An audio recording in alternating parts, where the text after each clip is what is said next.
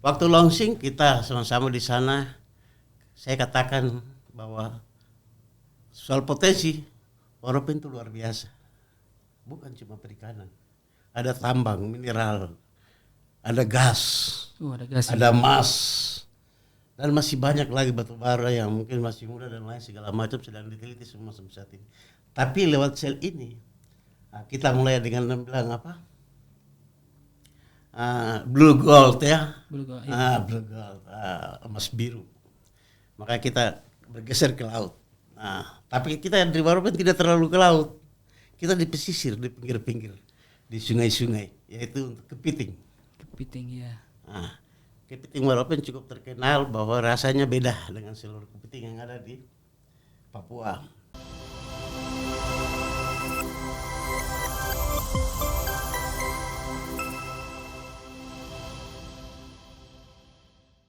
Salam jumpa Sobat Tobi dimanapun berada. Kita jumpa di podcast pemerintah Provinsi Papua yang dikelola oleh Dinas Kominfo.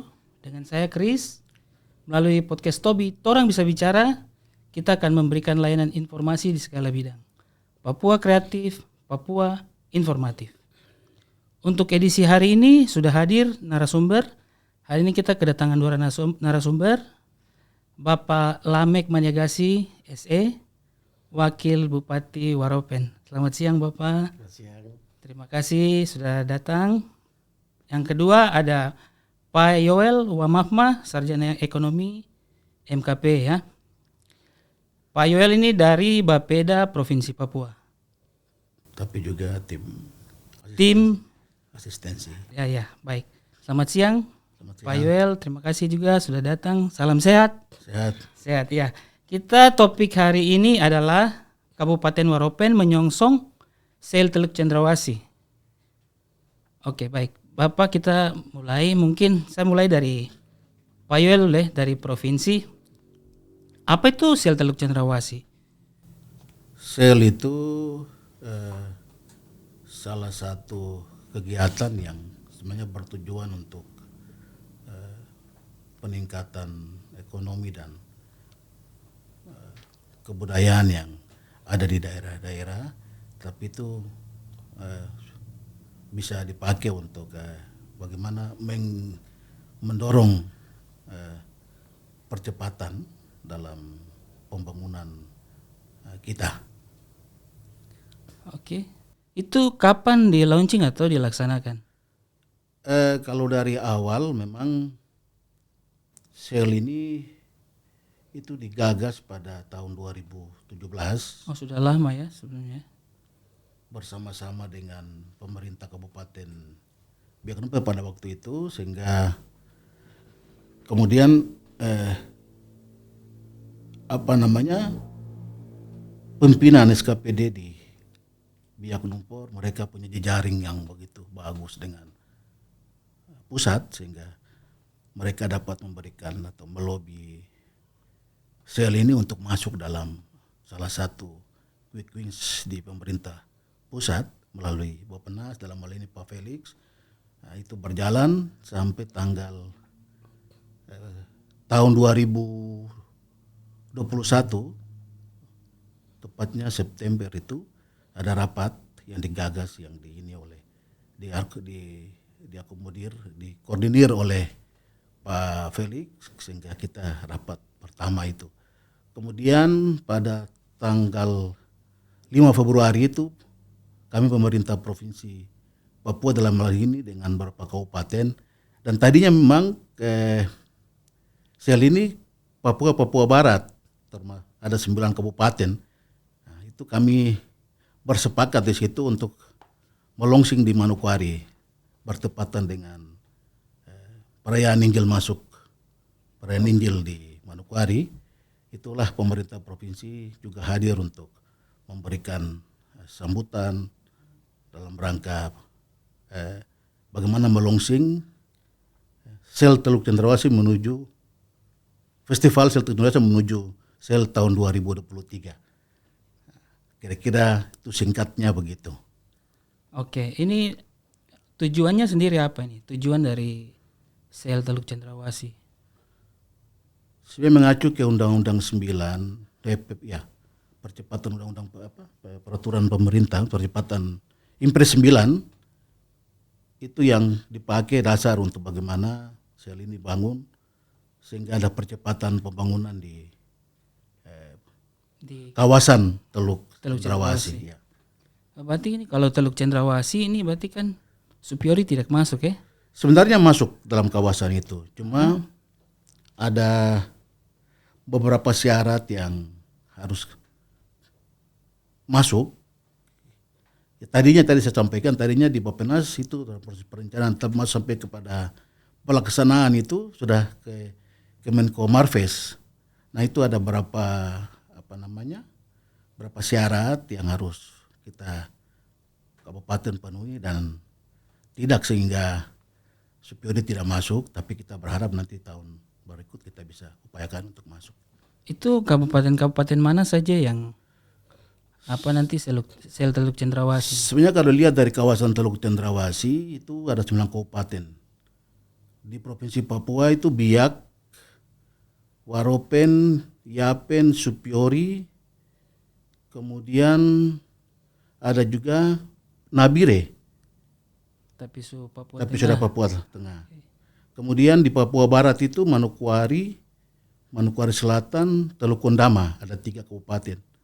Tetapi kemudian tidak masuk dalam sel ini. Cuma yang masuk ya akhirnya 4. Sebenarnya Sarmi juga tidak masuk, tetapi mereka pemerintah daerah melalui Bupati, PJ Bupati ingin untuk mau ikut meramaikan, ya kita coba mengakomodir mereka sehingga mereka juga masuk dalam sel Teluk Cendrawasih ini. Ya sebelumnya ini kan sel Tidore kalau tidak salah sebelumnya tahun lalu.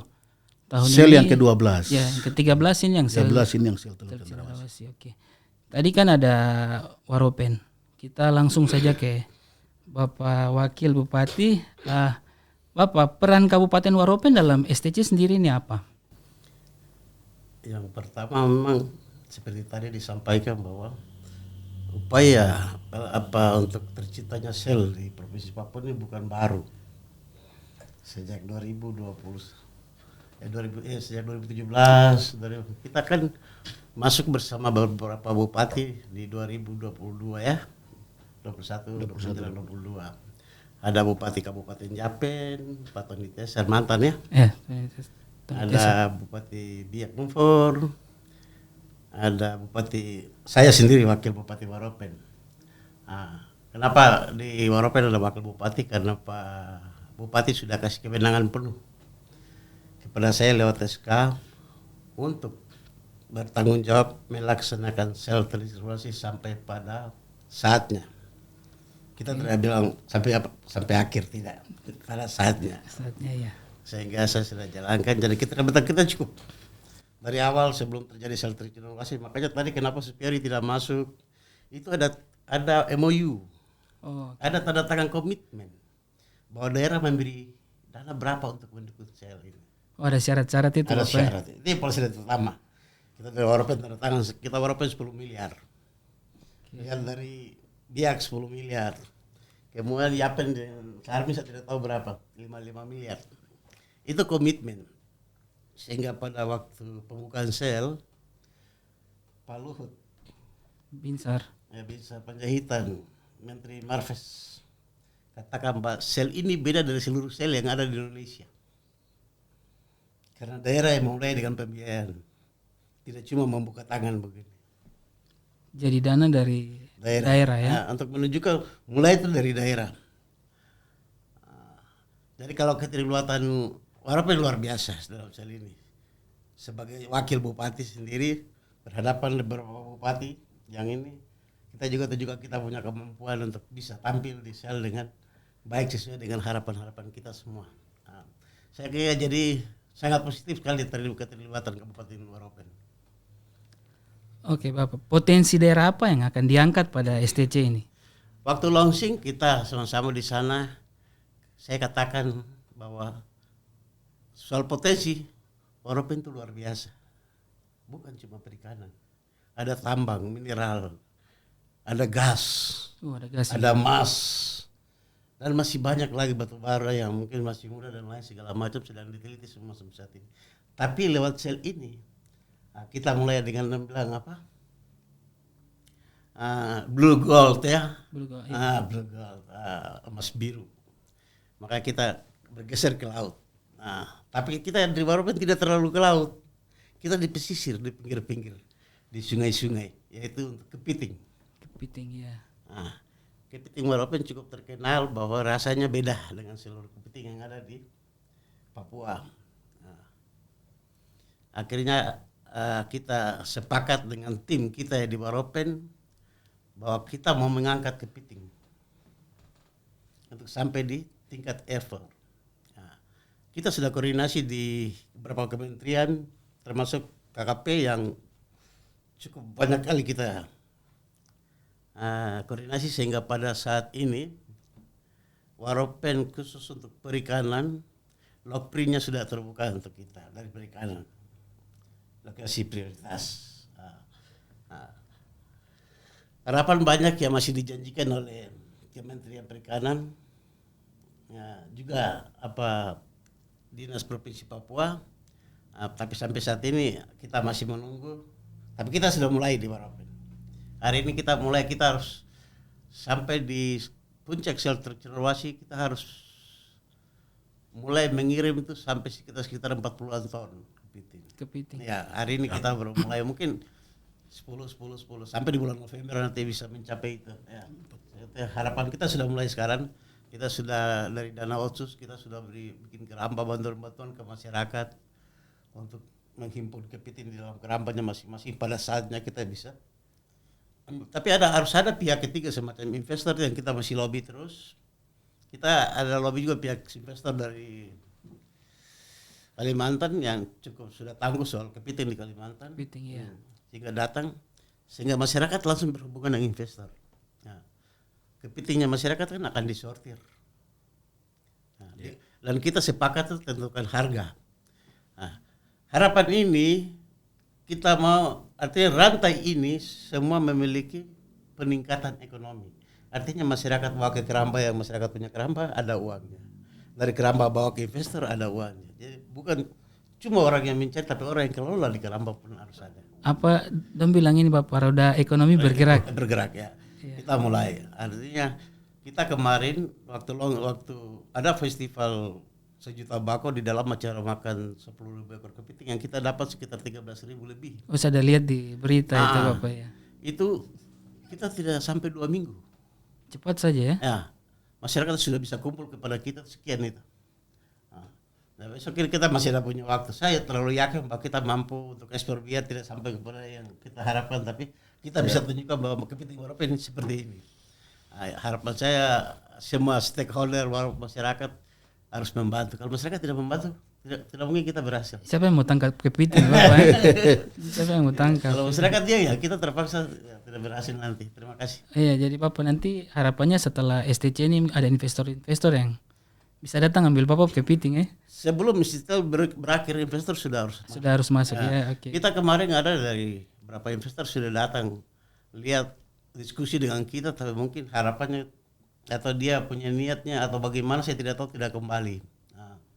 Tapi kita harap ada yang datang nanti kita hubungi. Maksud saya itu kita harus tetapkan harga kepiting supaya masyarakat semua punya penghasilan di Kabupaten Waropen. Karena kalau masyarakat mengharapkan APBD saja terus, saya kira susah kita tidak akan berkembang. Dana desa harus kita kerahkan ke pengembangan kepiting di kampung masing-masing di Waropen. Saya kira seperti itu. Iya Bapak, kebetulan saya juga pernah sampai di Bapak bertempat. Saya juga pernah rasa udang di sana juga enak sekali. Iya, pasti. Iya. Bapak kalau di Biak kan ada Munara Wampasi, tadi Bapak bilang ada festival juga di Waropen. Apa? Sejuta bako. Bapak mungkin bisa jelaskan sedikit kah? Sejuta bako di dalam ada berapa acara sekali. Ada penampilan budaya, ada penampilan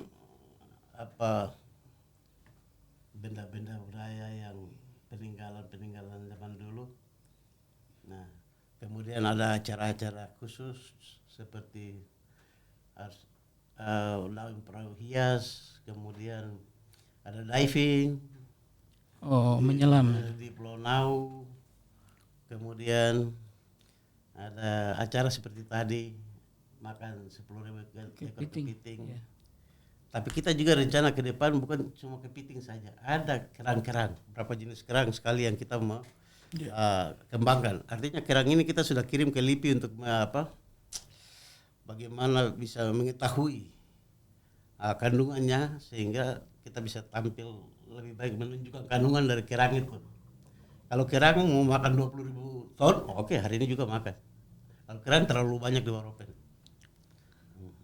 Oke Bapak, kalau kita mau ke Waropen ini bagaimana? Akses untuk nanti pas STC ini Untuk sementara, aksesnya bagaimana? jadi untuk sementara ada kegiatan-kegiatan menjelang STC Puncak di Biak. Kita Waropen sudah selesai Tahapan-tahapannya. apanya. Tinggal hari ini Sarmi dan Japen, Pulauan Japen. Ke depan, tapi acara terakhirnya nanti di bulan November di Biak. Biak ya. Itu diharapkan kita semua hadir di sana, mengisi semua acara yang ada. Bagian kita isi apa-apa itu sudah diatur oleh panitia di Biak. Mudah-mudahan kita dapat kesempatan untuk bisa mengisi apa yang kita mau ngisi Di Biak. Biak. Dan menurut informasi Presiden pasti turun. Jadi di situ juga Presiden akan menyaksikan ekspor perdana. Kepiting ini Bapak. Bukan kepiting saja. Dari Japen ada baramundi, kopi ambaidiru. Kopi-kopi. Ya dari Biak ada Yellowfin. ya tuna yellowfin dan masih banyak jenis ikan yang akan diekspor dari Biak itu. Biak memang pusat ikan di sana. Sarmi dengan udang. Sarmi juga mungkin kopra dan juga ikan, kepiting semua. Kita berharap saat itu semua bisa bawa produknya ke Biak dan diekspor, dan kita berharap bukan cuma hari itu saja, dan kita ada koordinasi tingkat pusat, provinsi, daerah sehingga agenda ini akan berjalan terus setelah pelaksanaan shelter regenerasi. Karena shelter regenerasi sendiri kalau kata dasarnya di bahasa Inggris kan berlayar. Sebenarnya kalau dia punya apa itu? Kata harusnya around shelter regenerasi, keliling. Regenerasi. Iya. Kita pakai shelter regenerasi. Ini agak beda daripada festival-festival lainnya yang sudah terjadi. Karena di sini budaya dan pariwisata ditampilkan mungkin cuma 40% sampai 50%. Sisanya peningkatan ekonomi masyarakat lewat tadi kepiting, ikan tadi itu Hasil-hasil ini masyarakat semua. Ini kita himpun semua sehingga bisa masyarakat bisa tumbuh dalam meningkatkan ekonomi tadi. Hari ini kita seluruh orang Papua masih terbatas, belum bisa gerakan komoditi unggulan kita untuk sampai di tingkat yang lebih baik untuk menunjang kehidupan masyarakat di daerah masing-masing. Jadi kita akan berusaha sampai di situ. Kita berharap ada dukungan dari kementerian, sampai sekarang kan belum tuh. Kementerian. Berarti kita masih tunggu Bapak ya? Pariwisata juga provinsi. Bapak masih tunggu. Masih tunggu karena sudah janji banyak sekali. Mudah-mudahan nanti kalau mereka nonton langsung bisa cepat. Saya sendiri kadang-kadang saya suka marah-marah. Iya Kalau Bapak. kita rapat terus tuh barangnya belum ada, belum kelihatan bantuan-bantuannya gitu. Saya kira seperti itu. Oke Pak. Berarti STC ini kan berarti melibatkan kita masyarakat semua ya. Semua ya. Iya. Nah, kita kembali ke Pak Yoel untuk tahapan-tahapan yang sudah dilalui di STC ini.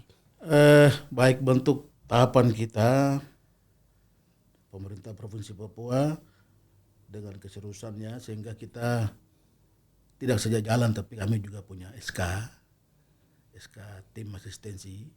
Mengapa kami tim asistensi? Karena kegiatan itu dilaksanakan di kabupaten sehingga oleh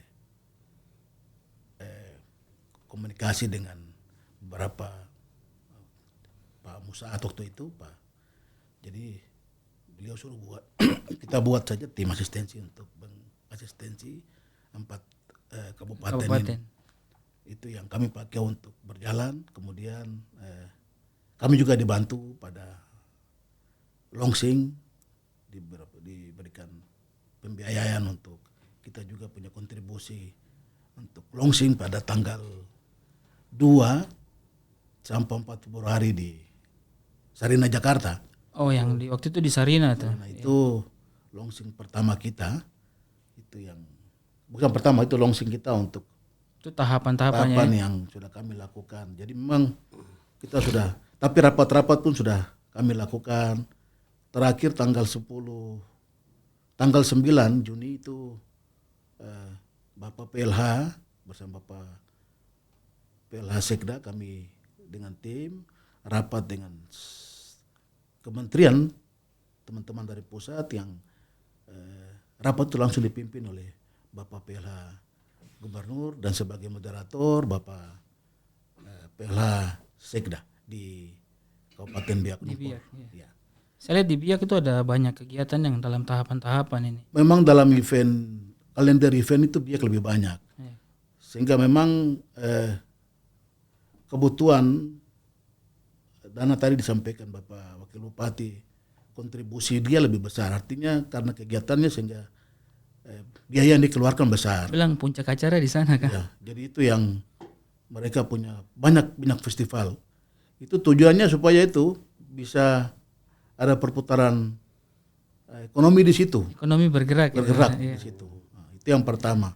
Yang kedua tadi disampaikan, jadi memang Biak itu sudah melaksanakan ekspor. Bulan Oktober yang lalu kami tim asistensi waktu itu masih diketuai oleh Pak Musat. Pusat, kami pergi untuk mengekspor, mengirim. Kemudian tanggal 9 yang tadi saya sampaikan, itu Bapak PLH juga menyampaikan atau mengekspor juga, mengirim ekspor itu ke Jepang. Jadi kita sudah lakukan itu. Kemudian yang terakhir ini ada bantuan juga nanti dari provinsi untuk beberapa 3-4 kabupaten yang Pak Bupati wakil setunggu-tunggu tuh. ya Pak Wakil juga tunggu-tunggu ini tidak mungkin pulang. Jadi kami kemarin rapat itu sudah Oh, sudah dekat. sudah siapkan persyaratan semua, baik proposalnya dari berkas-berkas yang untuk bantuan ini sudah tadi sudah diserahkan semua ke Ibu staf ahli. Waropen yang paling duluan Oh, siap. sudah siap semua diserahkan sendiri oleh Wakil Bupati. Pak Wakil datang jemput ya. Pada hari Kamis tanggal berapa itu beliau sudah menjalankan itu. Saya kira begitu. Oke. Bapak, kita semua selesai. Mungkin Bapak ada himbauan untuk masyarakat STC nanti di Waropen. Sebelum tadi saya belum jawab itu. Bagaimana ke Waropen? Iya. Belum jawab lengkap itu. Kita di Waropen sudah punya bandara, sudah punya pelabuhan laut, tapi belum maksimal. Bandara untuk pesawat. Pesawat ya. Ya kita sudah bicara jauh-jauh hari ke provinsi dan ke kementerian. Bahwa tolong tambahin kami dana untuk pembiayaan bandara dan kapal laut sehingga di laut kapal putih bisa masuk, di udara di darat atau di udara pesawat jenis ATR bisa masuk. Nah, kita masih tunggu sampai saat ini. Ada hal yang perlu kita ketahui bahwa ketika terjadi festival apa di Danau Toba, saya sudah pas ya itu Balap apa itu? Danau Toba begitu luar Oh, biasa. balapan itu Ya, di air itu. Danau Toba begitu luar biasa, dibantu oleh pemerintah pusat menyulap tempat itu Sekejap. sekejap. Kalau bisa menyulap Danau Toba kan bisa menyulap Biak atau Waropen dan lain-lain, ya kan? Ada contoh Bapak ya? Ada, kita kan sudah lihat semua. Iya. Itu yang jadi dari sini dari Jaipur orang bisa naik kapal laut sekarang sabuk aja ya, bisa sampai di Waropen. Kalau pesawat jenis kecil, Pilatus atau Susi Air yang kecil-kecil ada 6 penumpang, ya itu bisa masuk. Sedikit saja Bapak. Kecil, kita berharap bisa lebih besar. Kalau kita lihat pembangunan di daerah kita dan dibanding di daerah luar di Jawa, kita rasanya seperti iri-iri. Orang bangun Jawa seperti bangun gila. Tapi kalau kita Papua kenapa lambat sekali? Itu jalan tol di Jawa itu kayak kacang goreng dihambur di Jawa itu. Kita lihat satu pulau Jawa itu cuma sudah dilalui Tersambung, siksak oleh semua jalan tol yang begitu sampai di Sumatera juga. sampai di Sumatera. Bapak kok lambat? Kita minta jalan cuma sepenggal saya susah. Nah, gitu. Makanya coba kita berteriak terus ini orang mau merdeka di tanahnya di dalam soal ekonomi, merdeka karena pembangunan, Pendidikan. ini harus dijawab segera oleh pemerintah pusat. Dari dulu kita sudah ketinggalan, kok sekarang masih ketinggalan lagi. Dana berapa yang turun ke Papua saya tanya hari ini? Sementara di tempat lain triliun-triliun. Ya, saya kira begitu. Terima kasih.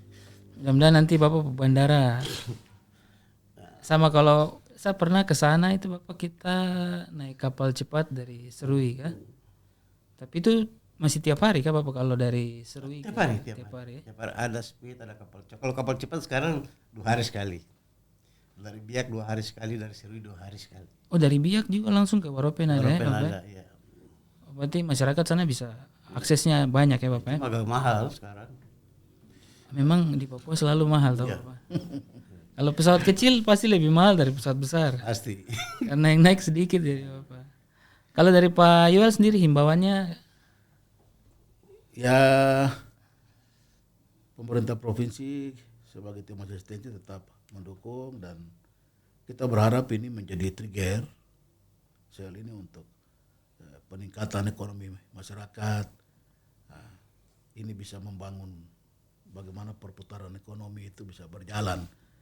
Tapi imbauan saya memang kita tetap, ini baru awal.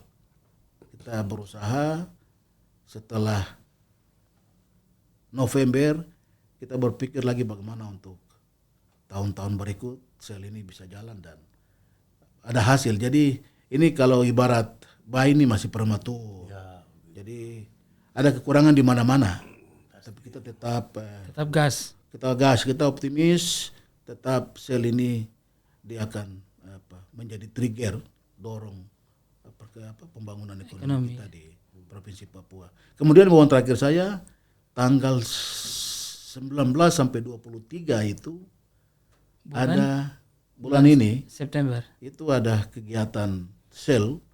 Sarmi baru mulai ini, artinya dalam agenda eventnya, jadwalnya itu Sarmi bertepatan tanggal bulan ini, bulan September tanggal 19 sampai 23 nanti. Festival Negeri Seribu Ombak. Ombak dalamnya itu juga kita akan ada upacara Hari Kemaritiman di Pulau Wakde itu. Sehingga mungkin teman-teman siapa yang mau ke Sarmi, kalau ke Biak dengan Waropen, kita lewat laut dengan udara. Sarmi ini kita pakai mobil saya. Dari sini gas langsung. Kita gas bisa sampai ke sana supaya kita lihat bagaimana festival itu, tapi juga bagaimana persiapan untuk ekspornya Sarmi. Dari potensi-potensi keunggulan mereka baik ikan, udang dan lain sebagainya. Demikian. Oke, Pak Wakil masih Mungkin tambahan? ada yang kita harapkan di setiap acara sel di setiap kabupaten. Nah, ada acara khusus yang bahan makanan semuanya harus dari masyarakat.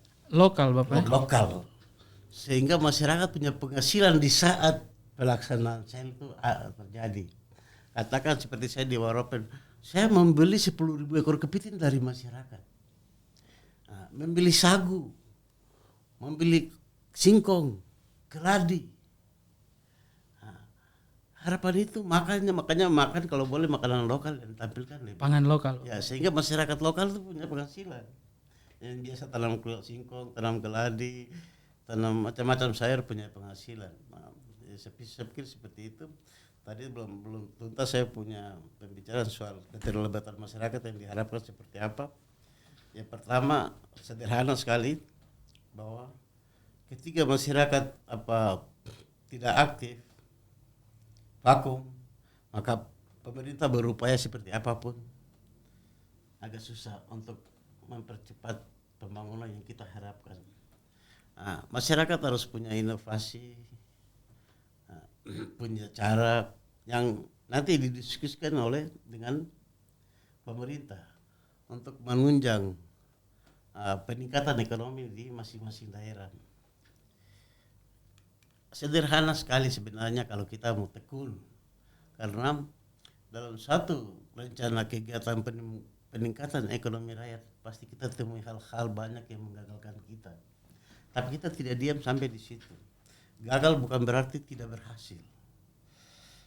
Kalau ada kegagalan, mari kita ke depan lagi perbaiki. Jangan kegagalan terus kita dikatakan tidak mampu melaksanakan sesuatu. Dicoba lagi Bapak ya? Dicoba lagi dan coba lagi. Satu hal yang diusahakan, kalau tidak ada kegagalan di sana sini maka tidak begitu maksimal dalam prosesnya Bapak ya? Ya, prosesnya pasti ada gagal sini sebagai pelajaran untuk dijaga. Dijaga supaya bisa keluar dari kegagalan yang sama di hari atau saat-saat berikutnya.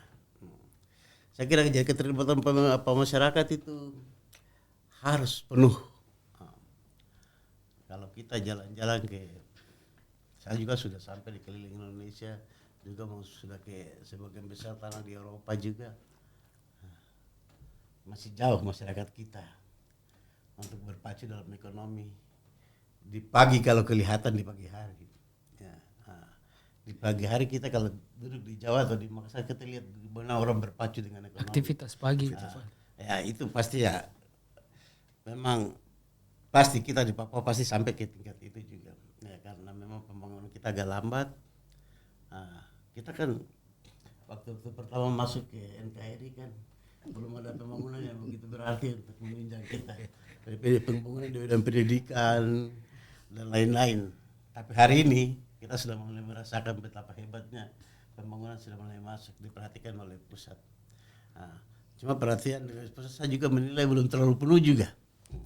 Kalau bisa lebih diperhatikan karena memang daerah ini daerah yang khusus, jadi tidak seperti daerah lain, bukan daerah khusus. Kita di sini daerah khusus ya harus diperhatikan khusus. Saya kira begitu. Oke Bapak, saya tutup ya. Mudah-mudahan nanti habis STC ini sebelum dan sesudah STC Bapak punya ekspor, ada investor yang bisa masuk ke Maropen supaya kita punya masyarakat di sana dia punya hasil-hasil. Mungkin saya tambahkan sedikit sebelum tutup. Jadi memang ini sudah diatur sedemikian rupa ya. Jadi kita SCT ini sudah direncanakan masih provinsi Papua Induk. Namun kemudian waktu berjalan dengan DOP baru ini, ada DOB ya. DOB ini kan kita tinggal 9 kabupaten yaitu Kota Jayapura, Tabi dengan Sereri. Ya. Nah, itu artinya kita punya tambang ini kan sudah tidak lagi. Kita cuma berharap bagaimana tadi dengan SCT ini dia bisa meningkatkan itu. Jadi pertumbuhan ekonomi kita, PDRB kita itu saya bukan lagi dengan tambang tapi mungkin dengan ikan, kepiting, dengan pariwisata. Itu yang mungkin bisa kita jual untuk menjadi satu pembentuk pendapatan kita di Provinsi Papua. Saya pikir itu tambahan diskusi. Baik Bapak, kita cukup. Baik. Sekian demikian edisi podcast hari ini. Jumpa lagi di edisi menarik berikutnya. Papua Kreatif, Papua Informatif.